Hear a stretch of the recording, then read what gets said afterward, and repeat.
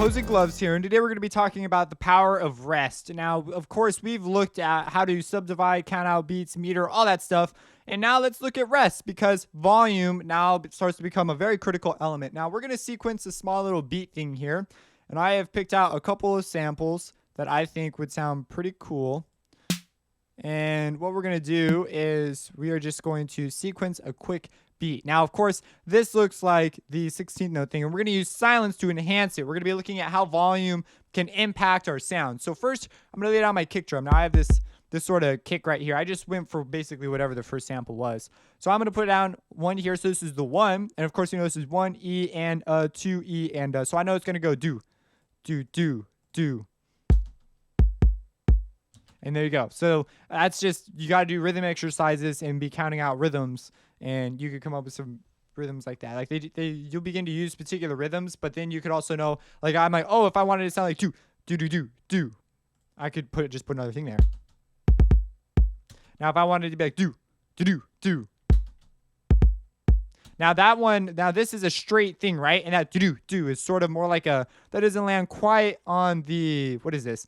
The 2 E and the of 2. It's a little bit off of it. It's like it's basically like a 30-second note type deal. So to get that, I would have to come into the piano roll and hold down Alt while moving my note, and I could get more of a do do. Now this also do, like that first do, that sounds a lot quieter than than the second do. There's a volume thing going on, and now we need to start paying attention to this. I want to make this note more important, but when they're of equal value, it doesn't accomplish quite the same level of impact. So I'm going to make this one slightly softer. And it's a little close too. Move it back. Whoops. Move this back a little.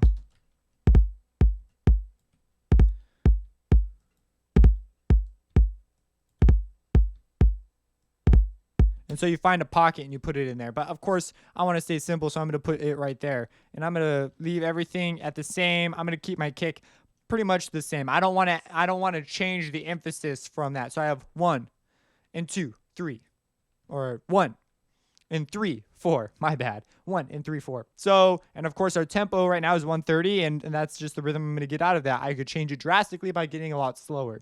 So let's add in something to emphasize our beats here. So what I'm going to do is I'm going to add in a hi-hat, and first I'm going to fill in every 2 steps. So we have this.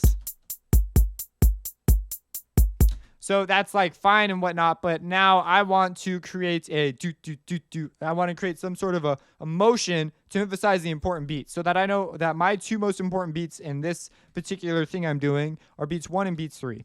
So I need to take these, and I will have a sudden, decrease in volume, and I'll work my way up, and then I'll do it again. And this will emphasize those 2 beats. So this one leads up to beat 3, this one leads up to beat 1, and it sounds like this. So I'm emphasizing that beat, letting the listener know it's important. Then to further this, I really want this one, because this creates this is a syncopation sort of thing right here. This is saying, hey, this unusual beat right here is, you see how I'm talking? It makes you go like, what the heck is he saying? Like, it's just weird rhythmically. So what we're going to do is I have this thing here. I'm going to make sure that this beat for sure is more important. Now, of course, this is a very sort of stagnant thing, but we're just looking at some elementary designs here, some elementary rhythm concepts. And so what we have here is we have that, right? And then what we do when we're writing is we want to incorporate the power of silence. Now, I should point out right now that there is already an enormous power of silence. There is a whole bunch of different timbres, right? And this low end, as you can see up here, has a lot of low spectrum, and this one has a lot of high. So there's all that space where they overlap that creates a combination of the 2. And that is also in the space. So, okay, what I'm pointing out there is silence on those frequencies that allows us to hear the timbre. So that's a very interesting, we could get really philosophical about it. And then the other side is, look at all these blank notes. That is silence. We need silence. The power of silence is huge. We could alter it big time by altering the amount of silence in a beat. So, for example, we have this. And it sounds like, and right now, this thing has a sort of tail. Well, we could reduce that by changing the envelope of this. So now we have that. And it'll sound a much more tight, sort of like a funk kick vibe, but we've altered the silence in the beat.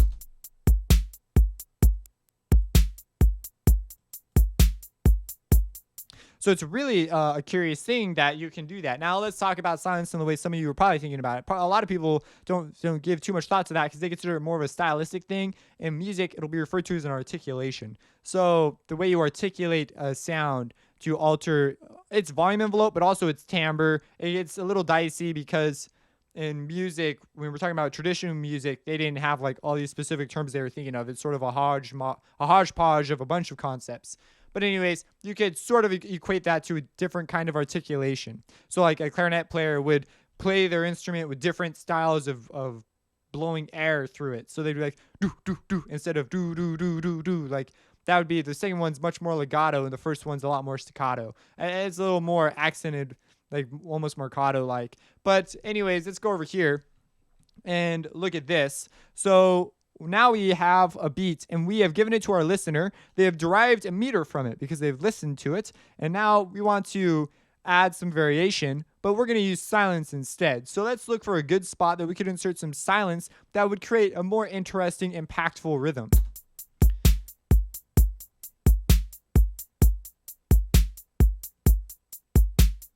And then right there, that is a good moment because we've hit our two strong beats, right? So we're like, oh, okay, confirmation. We know what's going on here. We know what's going to happen next. And then we say, oh, it didn't happen. What the heck? And then it continues, and it's sort of pleasing. And hopefully we do not violate the rules. So remember those subjective rules we talked about earlier.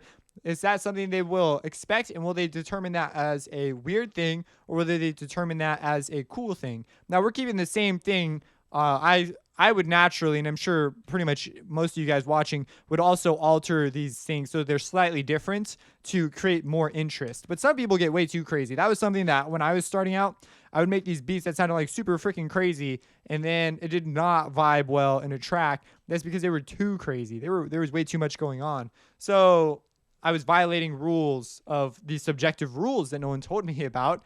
And so you want to be careful about getting too wild with your stuff. Remember, we're just shifting where the attention of the rhythm goes. So let's try that with the silence. I'm also going to get rid of the rest of it. So I have this silence, and maybe we would have some other fill, some other timbral thing, or maybe just be silent, because that's when all of a sudden something's really loud and goes, that is a very powerful moment. And it's a very rhythmic moment that people oftentimes don't realize, like how powerful that element of rhythm is. It lends itself there to that moment. Some people just assume, oh, it's loud, now it's not, and they don't give any other thought to it. They think it was the power of volume, which it was, but it was rhythm. It was the expectation of what was about to happen that didn't happen that created that moment. So let's listen to it. So we're gonna, listen.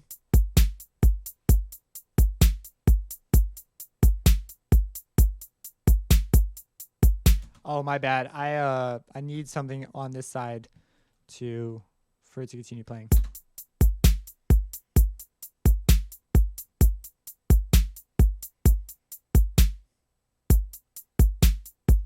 So there you have it, the power of silence. Now you could put it in other spots. For example, what would it sound like if we got rid of that beat, right? That's our cue, right? So if this is just missing, I can tell you what I would feel without even hearing it yet. That is, I would feel like, oh, that didn't sound right. It sounds kind of weird because I'm expecting a second cue to tell me where something's going to go. But as soon as you remove a whole cue, it's like basically getting rid of a whole measure almost.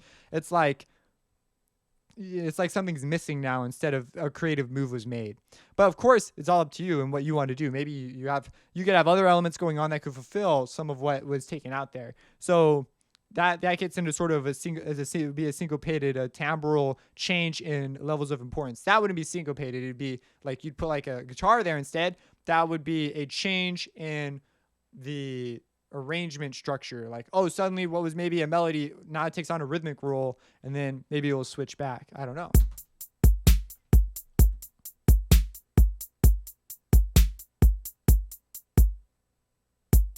So that could be a cool. Now, actually, that was a little more pleasing than I thought it was going to be. But as you can see, that is, it's a very different type of effect. When we see that cue, it's like there's more release there. Without the cue, it still works, but then it's like, oh, now if we get rid of a whole measure, we just have a measure of silence.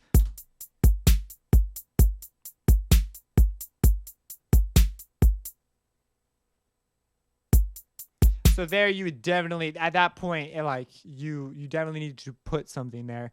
So maybe you have a vocal, maybe it's a break in your track. Maybe there's a breakdown, because that's the other thing. How long have they been listening to this? You can get away with a lot more if they've been listening to the same thing over and over and over and over. However, that's not very interesting. So the listener might not make it to your interesting part because the rest of it was so boring. So you want to just be careful about that. So anyways, those are some things about silence. As we get into rests and stuff, I sort of just work, and I'll be eliminating notes and doing things. A lot of people, when they're writing out melodies, the first thing they do is they drag all their melodies out. Like they drag these long notes out or whatever, and it just does not work that well. Or they stay with the exact same length of note. So they'll be copying and pasting, and they won't ever alter the length of note. I used to do this. I still do it occasionally, but if I know the effect that I'm going for if I do that now. Most people, they just do that.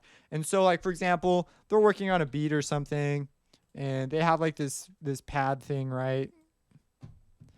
Oh. Let's change. So they have something like that, and let's change the pitch down a little bit. And they're just writing out notes, right? They're like, oh yeah, music theory, it's so great. And so they have notes, and let's say that they are, let's see what that's like. Cool. So let's say that it's like this, right? They just everything the same length. And they continue writing out the progression in this manner, where in reality, if you were to do something like this, they'd probably be a little more impactful. And then you could even have a chance to create you see how there's sort of an expectation that something will happen right here?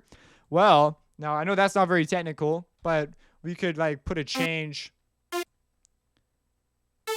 there. So we go, oh, look at C major, C major. Oh, look at, there's the 4 chord, the F major chord, C major, C major. And so this would sound like that. And we could even, if we shorten this up, that one doesn't work quite as well, but we could do longer. So maybe it bleeds in, and we could do something cool with the timbre, with the sound itself to help the rhythm along. And so a lot of times just people, they just say the same thing. And I see it all the time because I like to watch tutorials because I like I pick up things from people who know way less than I do. I know they know way less than I do. It's usually pretty apparent. But there are people who know like way more than I do in different areas. We just know different things. Okay, I'm not saying that I know like I'm like the guy who knows everything. I'm just saying that like sometimes I watch the 12-year-old trying to make a beat in his room, because every now and then you'd be surprised what you can pick up from like just watching someone else work. That's like all you need to do. Watching someone else be creative is really weird because it almost doesn't level what matter of experience you have. Sometimes you can pick up something that's really cool. And so I really appreciate that side of learning. If you have any questions about this, let me know. Subscribe, support me on Patreon, and have a blessed day.